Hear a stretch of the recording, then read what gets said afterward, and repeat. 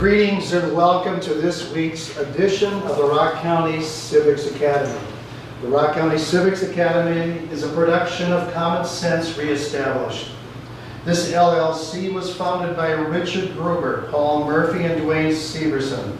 CSR is a communication company that provides educational programming on topics of a public interest and is not affiliated with any political party and is committed to common sense-based principles as espoused in the United States Constitution and Bill of Rights.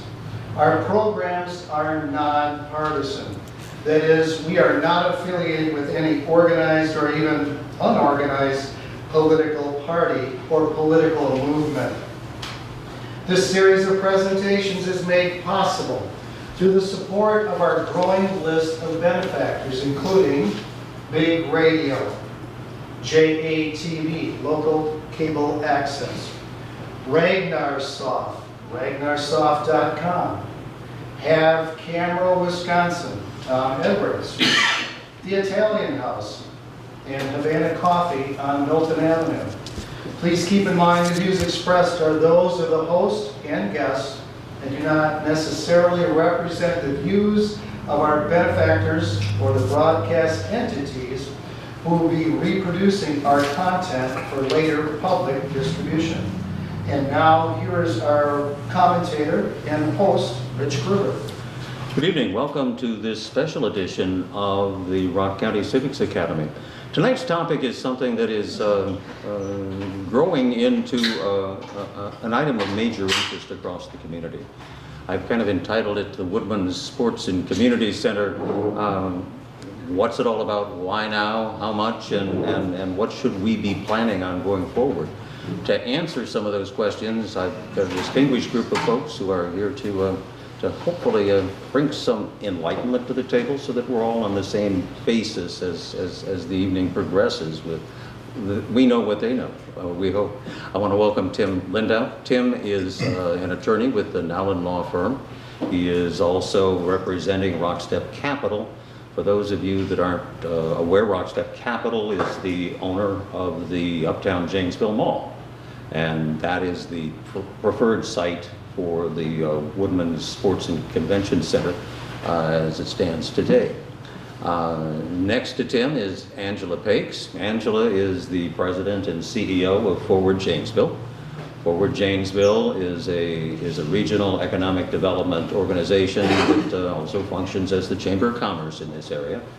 And she's also a member of the design review team that is working on the development of this project, and she'll be offering some insights into the state of the art where we are with that as we speak. Bill McCoshen, I welcome Bill. He is the president and owner of the Janesville Jets. The Janesville Jets are a NAHL affiliated hockey organization, and they got a pretty darn decent hockey team, as a matter of fact. First place. Yeah, first place. They're pretty darn decent, so yeah. And he'll be offering some insights from the perspective of one of the principal users of the Woodman's Sports and Convention Center as the project will go forward.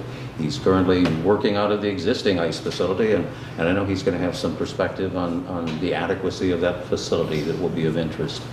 And to my immediate right is Heather Miller. Heather is a member of the Janesville City Council, and she has the task of sorting through the information and at some point in time putting a seal of approval on the project. And she's hopefully going to be in a position tonight to offer us some of her insights in terms of what she is looking for as it relates to information and the breadth and scope of this project. So with that, welcome to the panelists, and I want to start with you, Angela, if I could. Okay. You're on the design steering committee for this project, and if you could briefly kind of give us a capsule view of what this facility looks like as we speak tonight.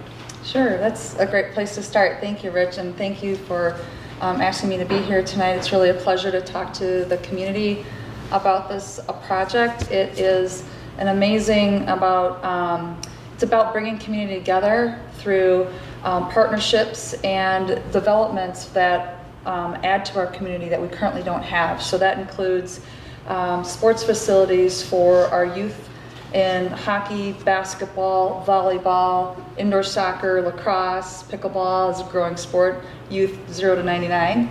And then we have a convention center space that is also not present in Rock County. We don't have anything like this. So what we know from our Convention and Visitors Bureau is that there's calls weekly to look for convention center space in Rock County.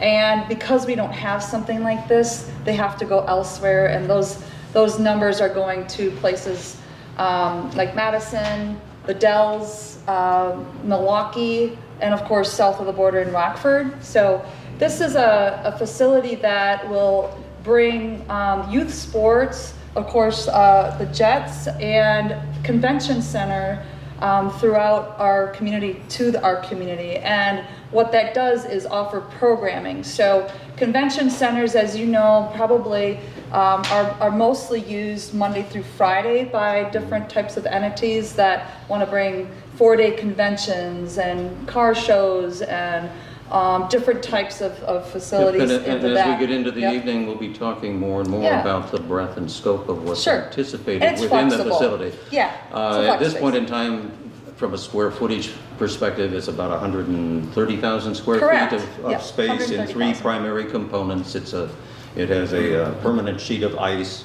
and it has a second component, which is a sheet of ice that is removable, and there's a turf. It's a flex space for indoor sports. And then finally, the third element to it is a convention center, and we'll get into some of the detail about that. Great. We're also going to want to talk about where the cost estimates are at this particular moment in time. Tim Lindau, you're representing RockStep Capital, and RockStep Capital is the owner-operator of the Janesville Mall, Uptown Janesville, as it were. And the mall is in a similar situation to a lot of malls around the country. It's in kind of a transition from the traditional retail shopping center that we had for many, many years to a heavy emphasis on perhaps some alternative uses. Why is this project important to RockStep Capital and the Janesville Mall? Great question.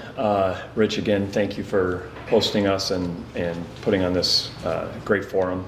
The reality is when RockStep purchased property in 2018, they understood that an overall reuse of the property was going to be required. We saw the trend of retail at that point in time, and I think probably many in this room had the opportunity to meet Andy Weiner, the principal owner of RockStep, when he came by in 2018, and he said, the days of 100% retail at malls are over, right? So our job is to come up with a reuse and redevelopment of this site where it's 60, 40, 50, 50, 70, 30, some mix, right? The reality is COVID kicked it in the teeth, right? What was a promising property has become a much more difficult property for them to find national retail tenants.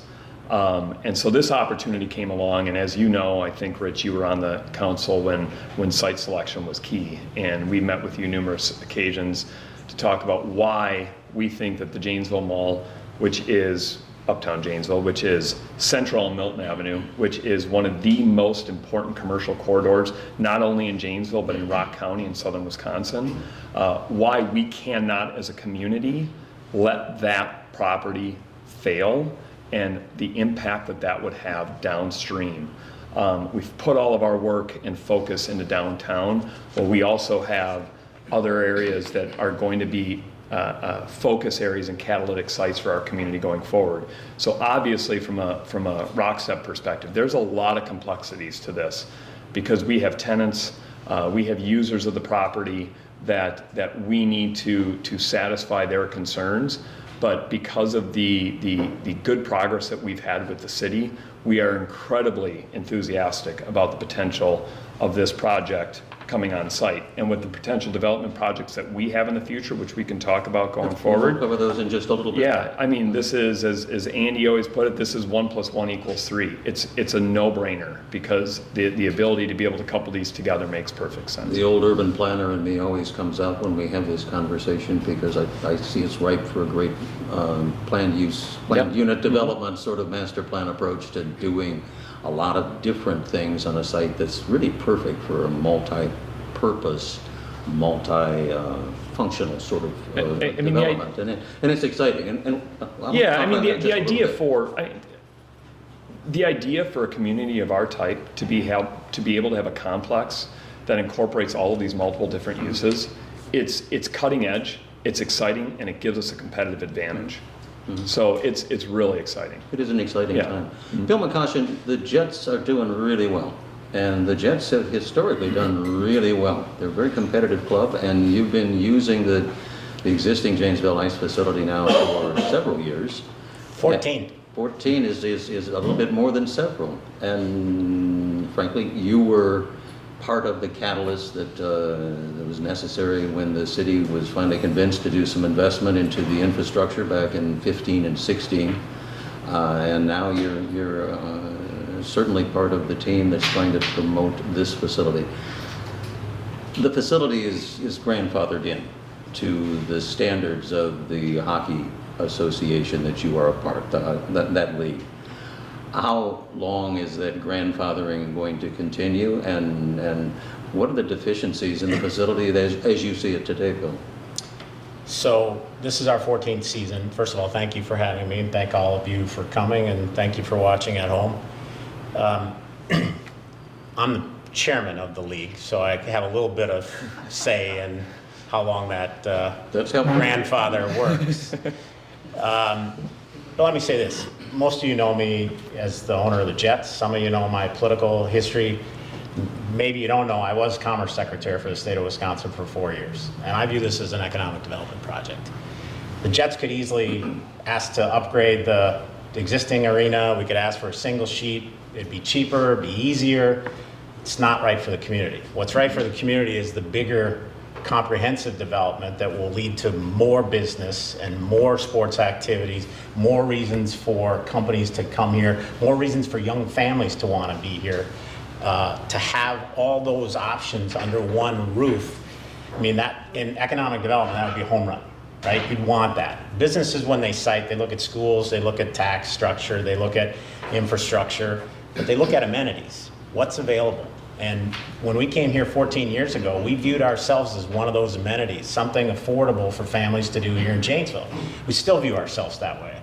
The existing rink is old and not great, but it's home, right? We've made it home. And for us, we could take the franchise to the next level. I think we're already one of the best in the NAHL, but if we had a larger facility where we could bring more people in with more amenities. I mean, why do people go to Mallard's games, or why do you go to Sky Carp? I had to think about that for a second.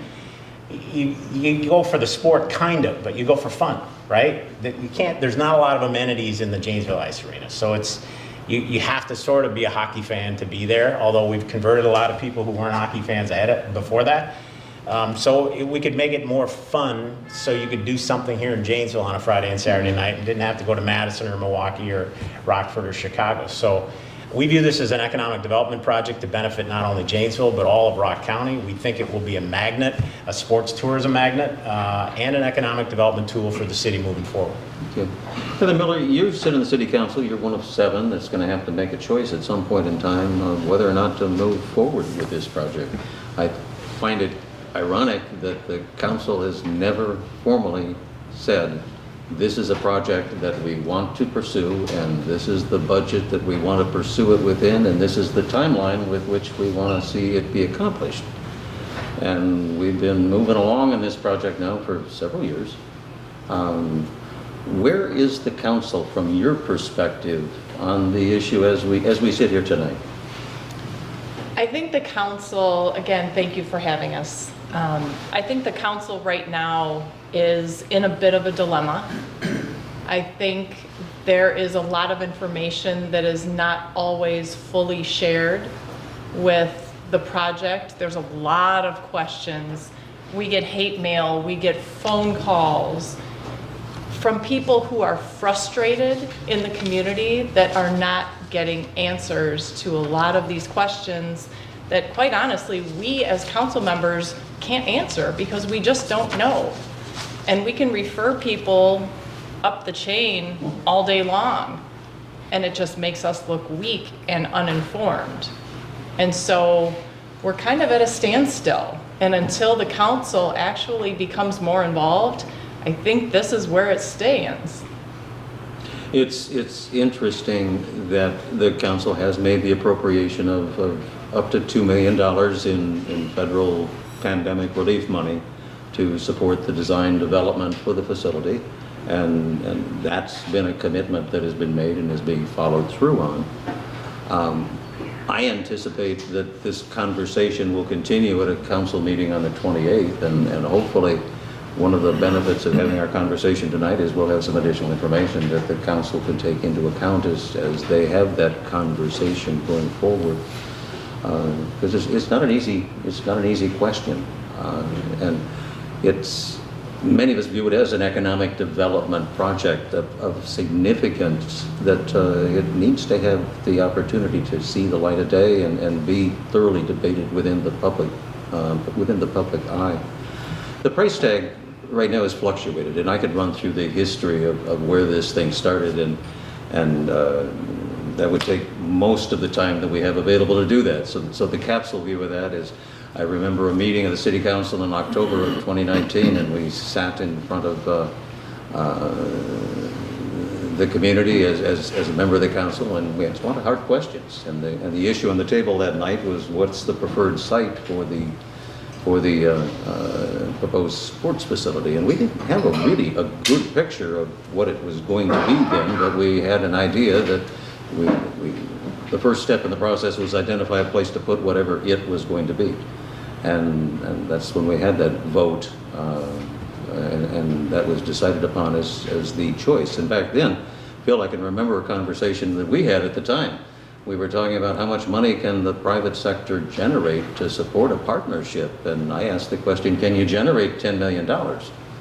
And share with me what the answer was at that point in time, and bring me up to date today to where that fundraising actually is, because it's an interesting story in and of itself. Yeah, I think the answer that night was, I don't think we can get that high, because I think the downtown effort, Rich, was $6 million, which was the most ever raised locally, so that would have been 40% more. Right.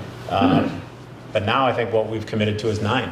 So it's grown. I mean, I wish we would have broken ground in 2019, pre-COVID. Everything, as everybody in this room knows, was a lot less expensive then, right? And there was 2-year freeze on just about everything, including our business. We decided to operate one season where there were 10 games at home where we couldn't have any fans, 0. We did it for the kids, because those kids only have that opportunity once in their life.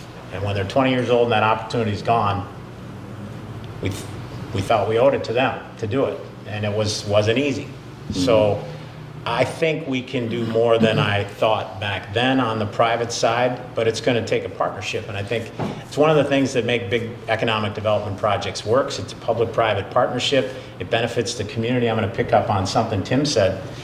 I wasn't crazy about the mall initially. I wanted it downtown. I thought that was better. But you guys have done such a phenomenal job growing downtown. I think the mall is the right spot. I think that is the next part of town that needs a catalyst to spur all kinds of development, not just the rink or the complex itself. There'll be hotels around there. There'll be upgrades on buildings. People will want to be there on Milton Avenue. And I think you're going to see indirect economic development like you haven't seen on Milton Avenue, maybe in some of your lifetimes.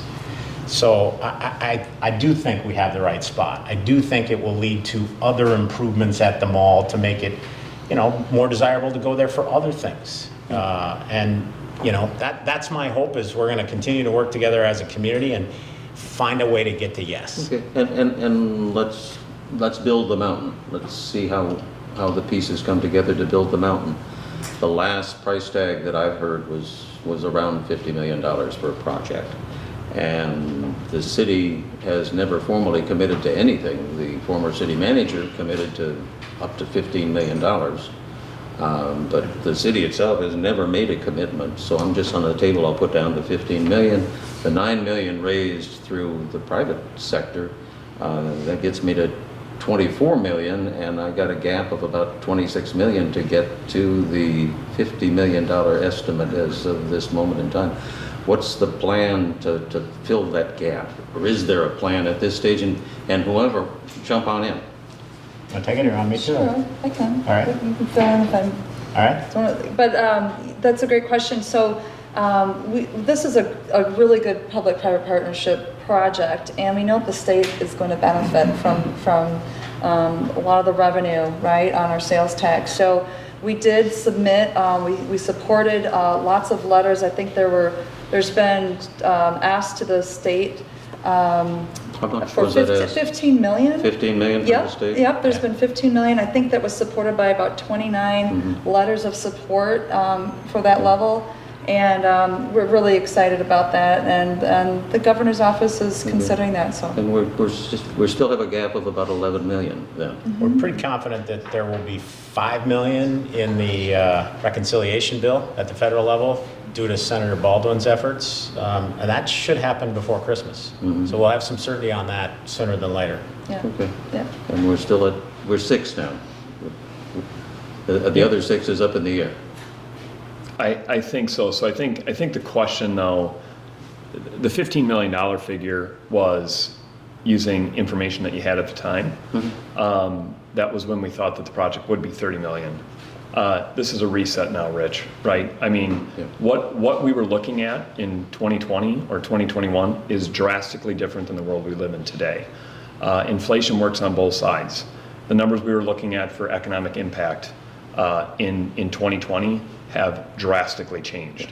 So the entire world of this economic picture is It's vastly different. night and day different, Absolutely right? agree with you. It's So vastly different. so what as you know, I can wear my RockStep hat and I also wear my community hat, right?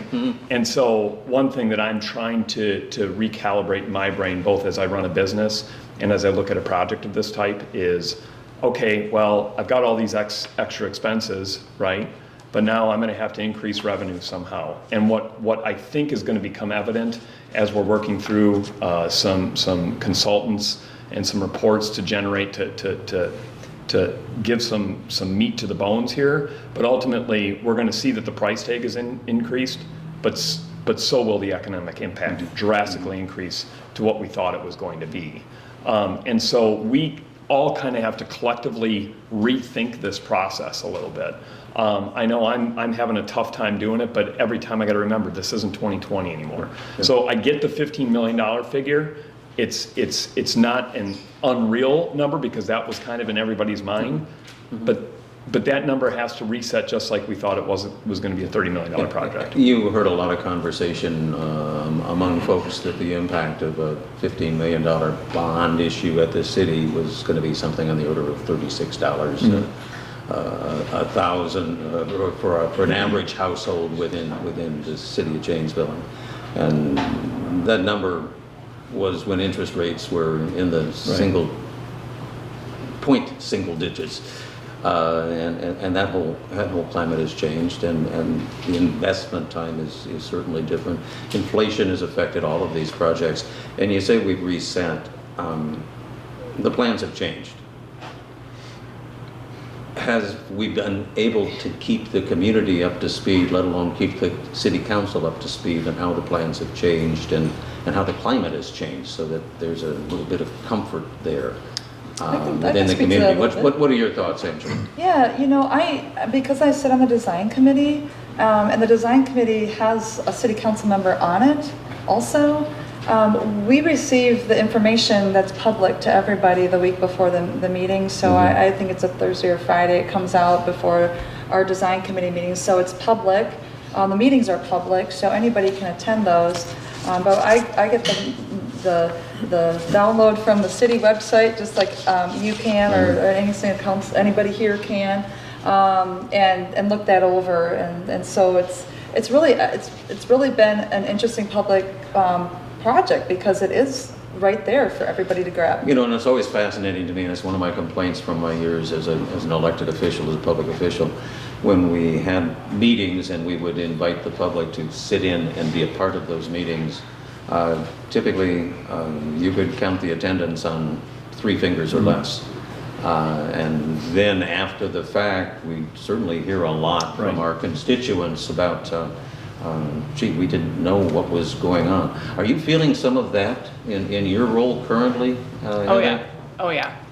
And what are you telling your constituents? It puts us in a situation where we have to understand where they're coming from, first and foremost. You have to understand that people are getting frustrated because things are changing. The numbers have changed substantially. Inflation doesn't help any. You know, they're experiencing inflation in different ways in their own lives outside of the city. And then they come to us saying, well, why didn't you tell us? How dare you vote yay or nay or what have you? Because if we didn't know, why didn't you tell us? And we don't always know. You know, it's been an unwritten rule that if you are not on a committee, you are not always welcome to sit in on meetings. And I've felt that. I have felt that personally in different meetings. So when I walk into a meeting and it's a little awkward, it's felt. It's felt. And so if you're not on a committee, you just don't go. You wait for the update and then you move forward from there. And if I have questions, I would go to the city manager, and that resulted in very little information. You need to reach out to Angela. And can I speak to that? Because Sure, I think please. that's a great point, Heather. And the reality is they are the public, right? They're there serving the public. They're the ones representing the public. And so they absolutely have a right to be aware of the facts and circumstances surrounding such an awesome transformational project. Now, there's two things I want to say. Number one is with Interim Chief Moore, he has, I think, running a little bit of a different ship, right? So he's come in, the very first thing he said is we need to make sure we're proactive with making sure our city councilors are aware of what's going on. But I can tell you, moving backwards, which I don't like to do, but just briefly, this is really complex. There's a ton of information. There's a deluge of information. If you were to ask me why weren't we informed, or why don't we know certain, I don't quite frankly know what you should know or shouldn't know, because there's so much information that's coming in at all times and changing. And so it's part of this, just let's stop. Let's figure out where we're at. Let's get you guys all the information that you can possibly have so you can make informed, educated decisions. And I'm really excited because this is what we're doing now, right? This is, and I say I mean, I represent RockStep, right? But I know that Chief Moore is dedicated to being proactive and coming up with as many ways possible to get you the information that you need to make the decision. So I totally get the frustration. I understand it. But part of it is, it's really tough to consolidate this information and get it in an understandable way. So, but I get it. Just to give you kind of an overview, I have a child who's in the hospitality industry. And so I get a phone call. Who do I need to talk to in the city council that is not on board and willing to sign us up to get this project going? Because it's somebody on the city council that's holding it up.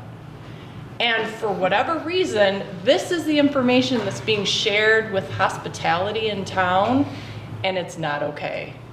It's not okay. One of the issues that always comes up in good project management is having a champion, a leader, and a face for the project. And honestly, in this particular case, I'm not sure that we've had a face for the project. We've not had a go-to person. And one of the curious things that I would ask, and as a former member of the council, I would be asking a lot of tough questions. This is the information I want. What do you think the information is that the council needs to have in order to make an informed decision? So let's go through that kind of carefully. Bill, let's start with you. What do you think the council should have in their hands so that they can make an informed decision about going forward or not going forward with the project? All of it, as much as they can. So let me pick up on one of Tim's points. For everybody in the community, I'm going to give Chief Moore a shout out here. I mean, I think he has changed the process. There's two groups. There's a design committee that meets every other week, and then there's also an executive committee that meets every week. So there's all kinds of meetings about this. We haven't had a city councilor on the executive committee until Chief Moore invited Council President Benson.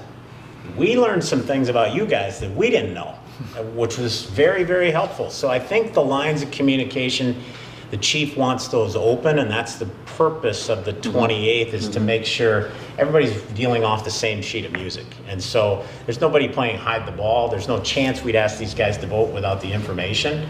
You guys, I mean, it's your community. It's all in all of our interest to make sure everybody's has as much information as possible to make an educated decision. So What do you envision bringing to the council on the 28th that's going to help them feel that they are now informed? I think they'll get updated drawings, they'll get updated costs, they're going to get an updated economic impact statement, which will hopefully blow their minds. You'll get economic, the information Dave Godek is preparing with regard to per Cost. average house tax revenue. And you'll get some comparison figures, which we've asked for from the architect regarding what would it be to do a single sheet of ice these days, right? You know, what's our comparison costs? So that's all very helpful information that I think will be useful. Yeah, it's one of those chicken and egg sort of questions. This thing, in my perspective, is kind of gotten away from it. It's gotten away from the council, and it's gotten into a world of its own, and it's on its own trajectory. And now I think it's time to slow it down and bring it back to the council and say, folks, now you need to get involved and get hands-on if this is going to go forward in any fashion. What's the council specifically, from your perspective, Heather? What are you looking for in terms of information?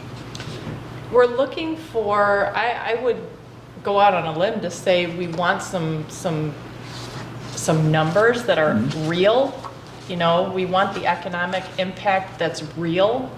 You know, we're all well aware of the changes, but we're seeing things fluctuate so much, and depending on who you talk to, the information changes.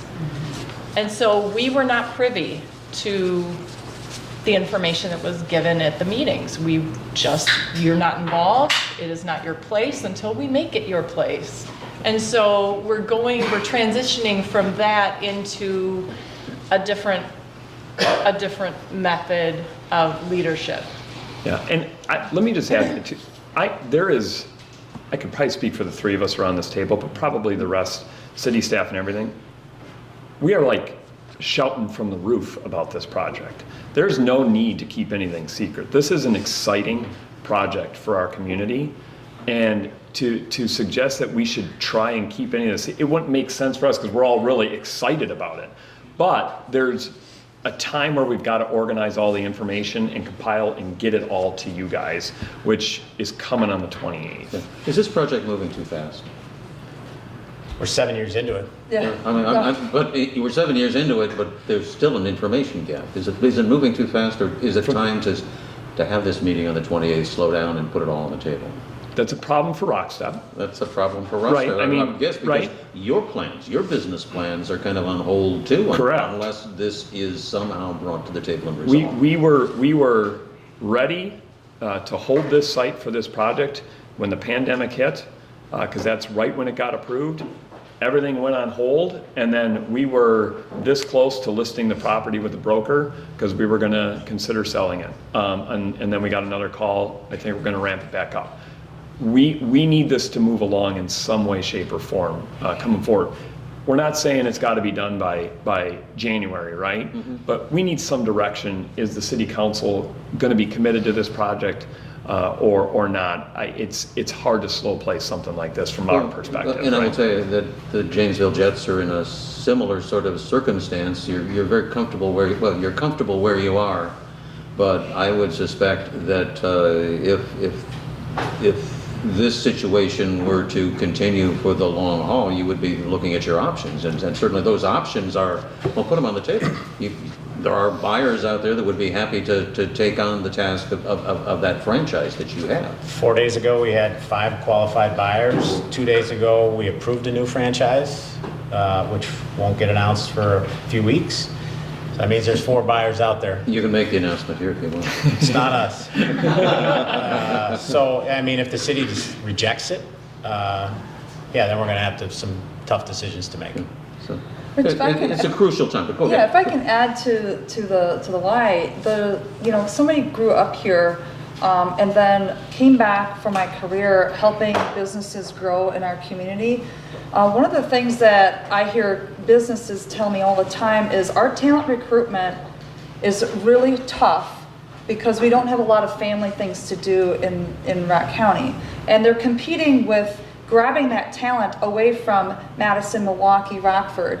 So they're looking for talent recruitment and ways you can do this through family-centric things, right? And this is a great example of a third space that Janesville doesn't have. It's got a lot of different flexibilities in the facility that families can use, and seniors too. There's indoor walking paths, so year-round our seniors have a place to go during the winter and inclement weather. So that's really great. But from a talent and recruiting, the best and brightest minds and growing businesses here, it's super important that we think about projects like this that can really help with the recruitment, and that includes Mercy, SSM Health, Shine Technologies, and a host of manufacturers. And then the offset of that is all the small businesses here that would benefit from a revenue standpoint of people coming to Janesville, coming to this facility and using it, because they're going to shop there. They're going to grow those businesses, and that really helps our small business base. A lot of this rolls back, I think, to that simplest common sense sort of approach to doing business, and that's defining what it is and putting a price tag on it, and then seeing if you can afford it. And we haven't gotten to that stage yet, but hopefully we'll get to that stage. We're starting to get a sense and feel for what the capital cost might be, and I think the operative word there is might. We haven't seen what the operational costs are going to be, although the Visitors and Convention Bureau has said that up to some point on certain what it is, they will be subsidizing the expected losses in that operation for the first 5 years. The last feasibility study said it would make, after 5 years, $5,000 or $10,000 a year, and then we'd run with it from there. And I know that there's sensitivity among city council members and city staff about the impact on the operating budget for the city, because the operating from the budget from the city is highly constrained by virtue of state law and levy limits, and the question there is going to be, if we do this, what don't we do? And that's a legitimate question to have on the table. It sounds like the entire equation is such that the meeting of the 28th is going to be kind of critical and kind of important for the future of this project.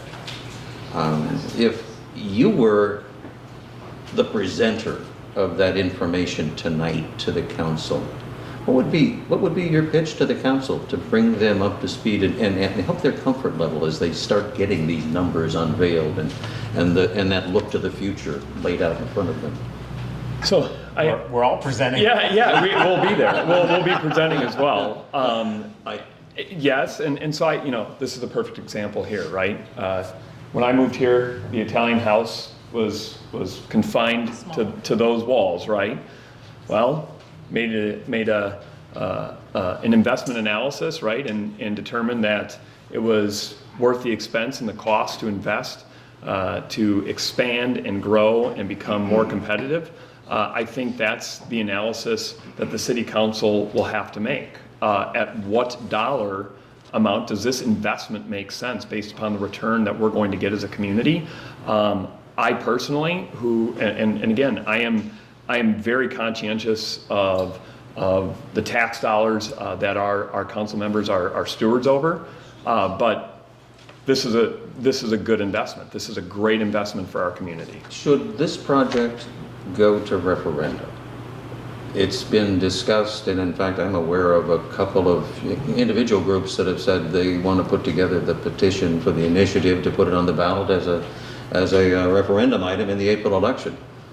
Should this go to referendum for consideration, or is it something that should stay at the council level for their exclusive decision? Anyone want to take that one on? Because we're going to have a referendum anyway. You are.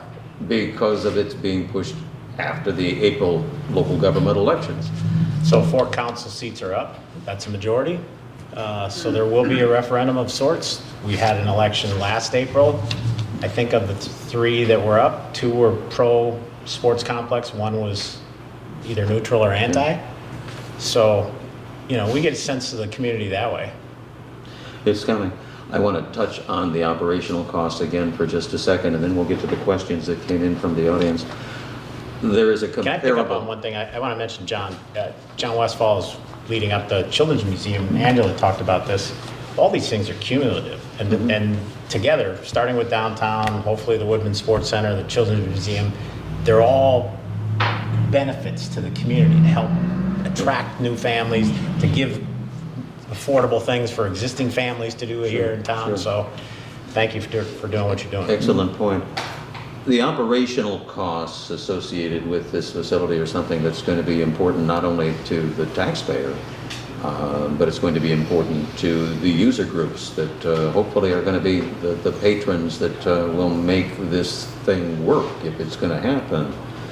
I looked at a similar facility, similar to the extent I can make that comparison in West Des Moines, Iowa. There's the Mid-America Energy Sportsplex, which is a multi-purpose hockey facility with flexible sports area for turf and other sports, and has a convention element associated with it. It's been up and it's been operational for a period of time, and I saw the price list. Their menu, if I wanted to go in and I wanted to rent ice time from them, depending upon the time of year that it was anywhere from $275 an hour to $400 an hour. If I wanted to rent turf time, it was $400 an hour to $600 an hour. Have the user groups been brought up to speed on what the potential costs are going to be for the use of the facility? Are they in the loop? Because that's a crucial element here. Angela, you probably Well, have- there was a study that was done about this, and that's public. It's on the city's website. That It was- study's quite it was old stu- though, Angela. It was 2019, right? 3 years ago, Mhm. right? And then we've So- had a pandemic and we've had inflation since. Well, I'm just Yeah, yeah, answering your yeah, question, yeah. so if I could. So that study does have, and it compares ice, turf, basketball courts, volleyball court, all those rental spaces in it. It's quite lengthy, but if you want a good read, it's out there on the city's website. And our costs here in Janesville are pretty low compared to the facilities that we would be competing against. I mean, we're pretty economic county. But you mentioned the Recplex in Des Moines, and that was built in 2019. Unfortunately, like Bill said, too bad we didn't get in the ground then. But they just announced on November 2nd that they are building a $600 million investment right next to the Recplex, because they see the potential. Wow, there's a lot of people coming here now. Now we're going to add hotels, we're going to add convention center, because theirs doesn't include it, a water park, other things for families. So $600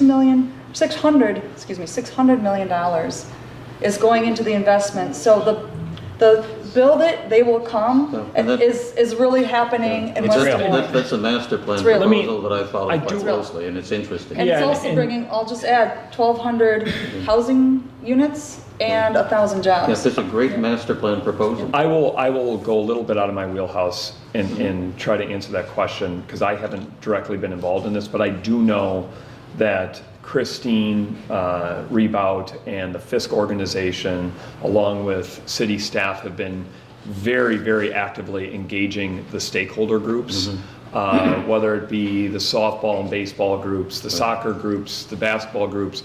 And so, I mean, over the last 6 months, there have been, just in the design process, in terms of what do you need, what is required here. We don't want to build something that you can't utilize. So I know that they have been very actively brought in. Pricing, I know, has been a part of that discussion. To what extent, I don't know. But I don't think, if you would ask Ryan Roth at Janesville Basketball Association, I think he would feel like he's been pretty engaged in the process. Because that speaks to two of the questions that are coming in from the audience. The first one was, how does this compare to other youth public-private partnerships, such as the Rock Aqua Jays, the Janesville Youth Baseball and Softball, the Janesville Youth Football, and the sports complex? And what are the ongoing costs to the taxpayers after the property after the project is up and running? And those are all fair questions. Good questions. That I would hope we would get answers to. Another question is, how much is the city contributing and what will it cost the taxpayers? Well, we don't really know that because the commitment has not been made by the city. You can speculate that based on the $15 million that was talked about by the city manager, former city manager, I can calculate what the dollars per thousand would be for it. And I know that the impact on a $140,000, $150,000 average house in Janesville is about $38 a year. But those were numbers that were calculated years ago in a different world, literally, with interest rates. So Dave Godek will have those numbers for you. I'm hoping that comes forward at that time that it comes in. Yep. He will. So that addresses another one of those questions. Good question. You know, you talked about the user groups and what it would cost each of the user groups. And I know I've had a couple of conversations with her about this. And I'm getting different information with Shelley. Oh, Gotcha. don't know who you Shelley Slaypack. Yep. And there was a consultant that was asked to step in that had done these projects before. I cannot remember his name. He was there at the library for one of the presentations. He was brought in to talk about the user fees and That the could be- operating. Must have been VenueWorks? VenueWorks. Oh, maybe? VenueWorks, Could yeah. be. But I thought it was interesting when we had conversation in regards to the user fees and what have you. I had asked the question about using ice from the big arena versus using ice in the secondary space that's removable. What would the difference be? And he said, ice is ice, it shouldn't matter. And Shelley said, oh no, there would definitely be a cost difference for the users. And so we already have a conflict from someone who does that versus the operations department for the city. And so I look at that going, Yeah. Ice is ice. we're not on the same page Keep in mind starting though, out. on that, and again, I'm speaking a little bit out of my league on this, but the city is not going to be running the arena, right? They'll treat it like the golf courses where they'll hire an outside group to run it. As that We decision. didn't know manage that. it. We What's did not that? know that. Oh, well, yeah. That's another one of those dark areas, I guess. Yeah, they'll run it like, that's been, I know that's been presented at meetings in the past that I've been at. But it's going to be a management group that comes in. And it's interesting because right along with that line of questioning, if the city is the owner and the operator of it, that changes some of the property tax dynamics and that changes some of the sales tax dynamics.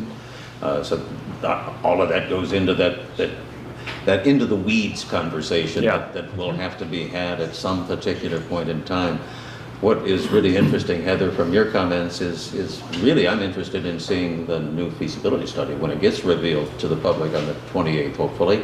And I'm anxious to see the changes between what was presented in 2019, 2018, and what we're dealing with today, because you've all said up front that we're in a different world today than we were then, and frankly, it was a different project then than what it is today.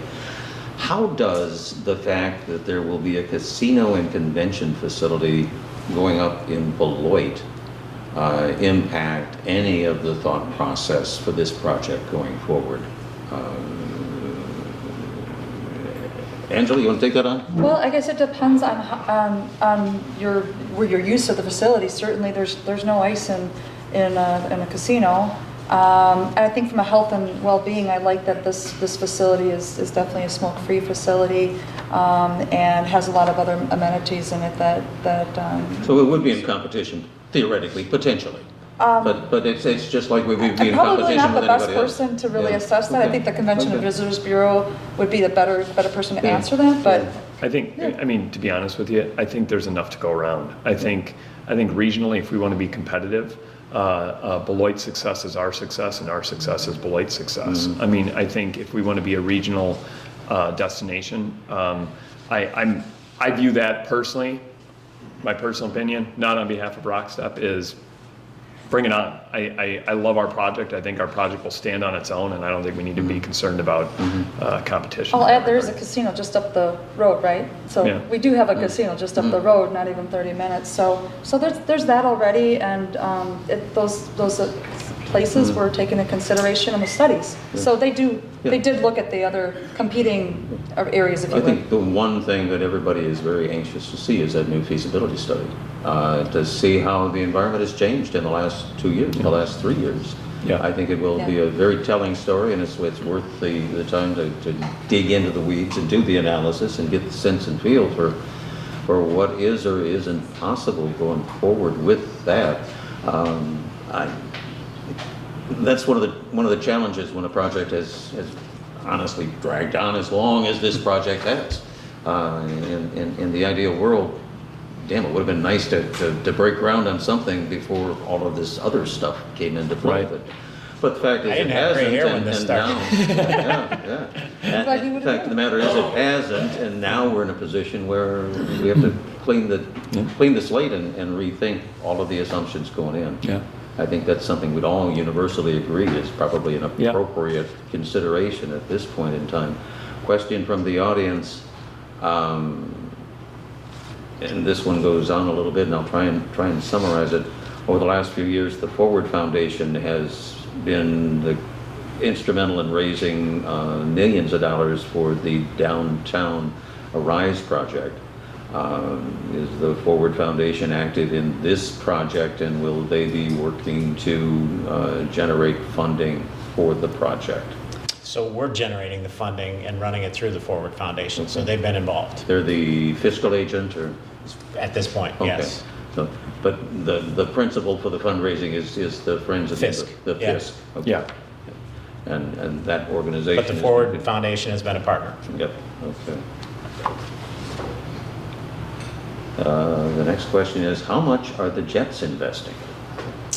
So that's a big question. That's a huge question. Because it sort of depends on what the facility looks like, what all the costs will be. But that'll be answered before the city council takes a vote. That I can commit to you. But just so everyone knows, the Jets pay for the ice they use. We also pay rent. And so you only have half of the Jets organization. I have 10 teams in Madison in the springtime and 3 in the fall that base out of Madison. Those all would come here. So you would get the whole Jets operation here. So we would grow here. And that hasn't probably been said publicly, but it's worth noting because those are all fee-paying users too. And I think that's an important thing to bring to the table. That's a piece of information we didn't have previously, and that helps in that equation. So knowing this, is it enough to have one full-time sheet and one seasonal? So If we we're can make, adding that amount yeah, of if we work use? it out with the city, it's a great question, Heather. If we worked it out with the city, our junior Jets teams could have tournaments here all through March and April when it's dead time. That's when they operate, right? I could also bring tournaments here in September and October, which are other dead times, which you can't currently get. Your youth organization doesn't start till the end of September, beginning of October. Mine starts in August. So one runs from about the 15th of March through the 15th of May, maybe the 1st of June. And then the Jets have their camps.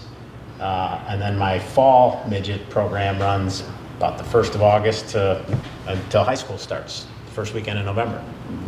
So there are other Jets properties that don't currently play here because there isn't enough ice. Yeah.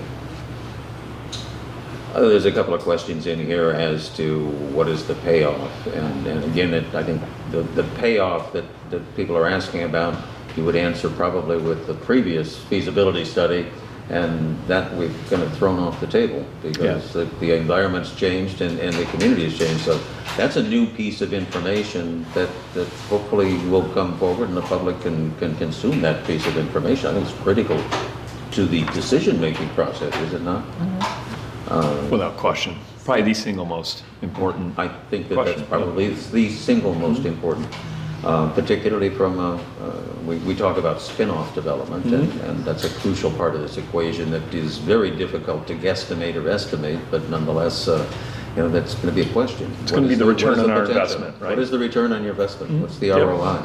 Yep. How do you answer the question from those individuals in the community who will say any amount of money that you spend on this facility is too much money that you're spending on this facility? They're on fixed incomes and they're getting taxed out of their homes today. So I think that's a tough question. There is always the need to be sensitive to everybody in the community, and people's stations in life are incredibly different. However, as a community, we have to be cognizant of the fact that we are ultimately in competition for people, for jobs, for businesses. And so we have to try to find ways that we can invest in our community that create us or separate us from our competitors, from our peer cities, from the other cities that present growth challenges to us. And so what is best for the community is finding ways to invest these dollars to be able to grow and expand and improve. And sometimes it's going to cost in terms of dollars to make that investment. But now is the time to do that based upon the project that's before us, based upon the great partners that we have with the Jets and other organizations. So I get it, I understand it, I sympathize with it, but I think this is a community investment project that the timing is just right. In hindsight, what could have been done to make or allow the public to be better informed about this project? And what will be changed going forward beyond what we've already experienced? A new bit of candor that I find refreshing. What in hindsight could have been changed, and what should we look forward to going forward as the council deals with this not only on the 28th and makes some decisions, but the fallout of those decisions after the 28th? I'd say no COVID. That would I be think we had a pretty regular cadence going pre-COVID where we were in front of the council more. And there are folks that don't want to come out still. Some of our fans haven't come back since COVID sort of waned. It's not gone, but it's waned. So I think that really disrupted the whole process, added 2 years, maybe 2.5. I think we'd be fine getting back to a regular public cadence with the city council. We have no problem with that. I mean, this, to Tim's point, this is a 50-year investment, maybe longer. The current rink is 50. This one could last longer than that and have more utility. Yeah. I'll just add, I think Bill mentioned it earlier, I feel like we've got a more open communication and dialogue that Chief Moore's really taken on. And Heather, your comment earlier about asking questions, and I don't know, ask Angela, I'm like, I had no idea that you were being told that, so I'm just hearing that for the first time tonight, and I'm like, I wish you would have called me. I'm sorry, I didn't know. But we held over a dozen community forums on this, and in September and October alone, our outreach team met with over 1,000 individuals in just those 2 months. So not including the other 12. I think we're trying to be out there. It's great to be able to be here tonight. So thank you again for this. And Heather, if you have any questions, please call. Let me know. We'd like to answer and those. I will tell you that from my perspective, in hindsight, the whole transparency issue would have been something that you can spend a lot more energy on than. And you can never spend enough energy on transparency and getting the word out and getting people involved and being part of the solution, as opposed to asking the question later, why did it happen and why wasn't I part of that? And it's forums like this that make a difference in getting that information out to the public. Because it is a thin line to walk to, Rich, because there's information coming from all sorts of different directions, and so how to compile that information and put it in a format that's ready and accessible to the city council members. I think, Heather, you gave an example before about the hospitality industry. Well, that's sometimes what you're trying to avoid, and you can go too far in trying to avoid little snippets getting out and people talking rumors and spreading rumors and say, did you hear this? Did you hear that? And so it's trying to find that right balance of, okay, now we've got enough information to give to you. And so I think going forward, I know Chief Moore is just absolutely dedicated to being proactive and getting you the information. And I think that's incredibly important. I can remember a conversation back in the training room on the evening of the 19th of October with one of the project proponents, and suggesting to her at that point in time that there really needed to be a public face for this project if this project was going to go forward in a fashion that there would be a central point of contact, and all the information would come from that central point of contact, as opposed to having information coming from a zillion and one different sources, most of the information contradicting the other information that comes out, and the only thing that results from that is people are confused. It goes back to the 3 commandments of good government, which are transparency, and then transparency, and if that doesn't work, then more transparency. And that would be my wish had things come down the way they were. Now we got a clean slate. Yeah. And because of that clean slate, it's an incredible opportunity for this project to be discussed with the public so that they're part of that solution, as opposed to sitting back and second guessing later. We've got about 2 minutes, maybe 3 minutes left. I'll give everybody an opportunity for a last word before I put a close on this thing. Tim, you've got a final word you want to offer our listeners? I am absolutely, as a Janesville resident, someone who has my business here, I am just completely excited and enthusiastic about this project. I get frustrations on all ends, right? But the question still remains, is this the right project for our community at this time? And I think without question, it is the right project for our community. And I'm grateful to Heather again for the commitment that she's made. And you've got tough decisions to make, Heather. And we're going to be there presenting to you in a couple of weeks. So be easy on us, I ask you. He wasn't. Yeah, that's right. But I just want people to ask and put stuff behind them and say, is this the right project for the right time? And I think it's difficult to come to a conclusion that it isn't. So, Angela, I'll just in a minute or less. I'll add to Tim. I think that this is absolutely a great investment in our community that will pay dividends forward for years to come for many families, and I'm really excited about the opportunity because it will help us get talent here, retain talent, help our businesses grow, especially our small businesses here. And I think there's a lot to be said about that we can't measure. But we know that our community has been asking for more to do that doesn't take away from Janesville, that adds to Janesville. So it's a terrific investment, and the time is now. Bill? I think the project will be transformational for the community and for generations of kids to come. And this is our home. We want it to be our long-term home, and we think this is a big piece of that. Yep. I would like to make sure that we're all on the same page going forward. It's refreshing to hear that we all have that same goal. I've raised my kids here as well. And you hear a lot that there's nothing to do for teenagers. Teenagers need something to do. And this would fit perfectly in that mold. But we also have to be sensitive to those folks who are on that fixed income. How do we justify a $20 million expense when you are living in a one-bedroom home trying to make ends meet?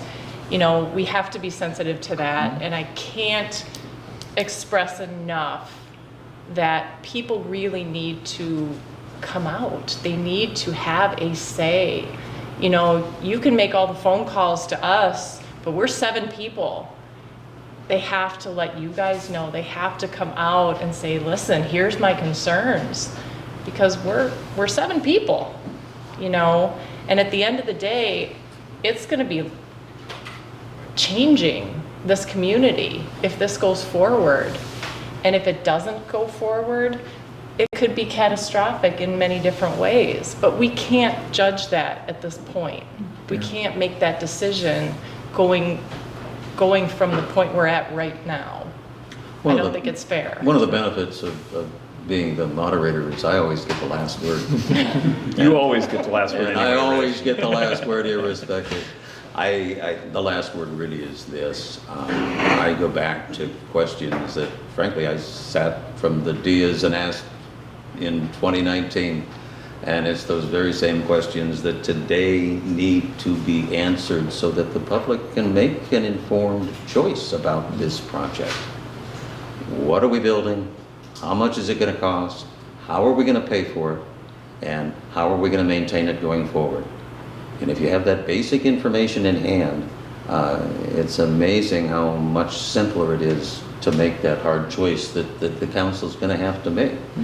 And the other little tidbit that in that last word concept that I'll throw out is, by golly, this is one of those projects in hindsight, I really wish that there had been a single entity, a single spokesperson, a face on this project, because we have been the beneficiaries of a lot of misinformation and frankly the misinformation has created lots of confusion.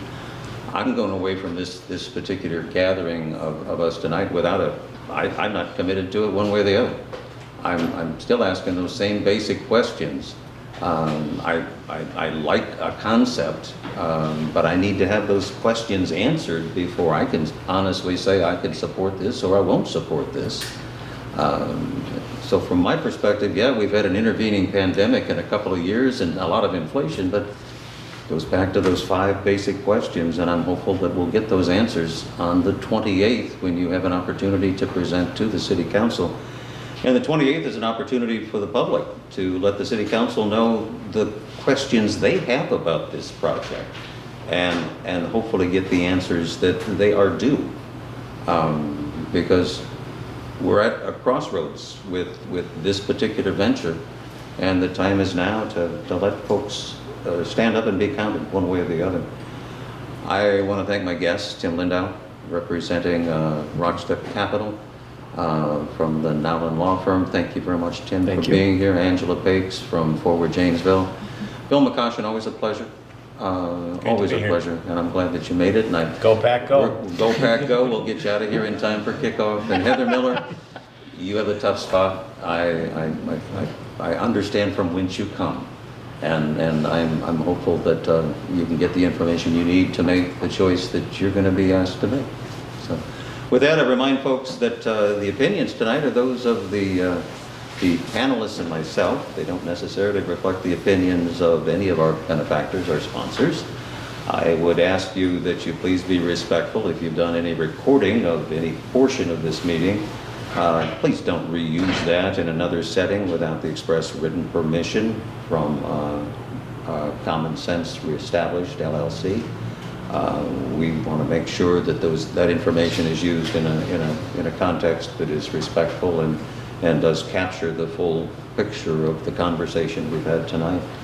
I got to say thank you again to the panelists, and thank you folks for showing tonight.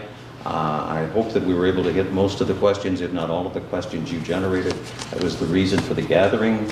I want to invite you back. We've got another one of those community issue discussions coming up in early December. We're going to have some surprises at that meeting, and hopefully you'll see some advanced publicity about what is coming in December. And I can give you an advanced picture of what's happening in January, but I'll save that till later.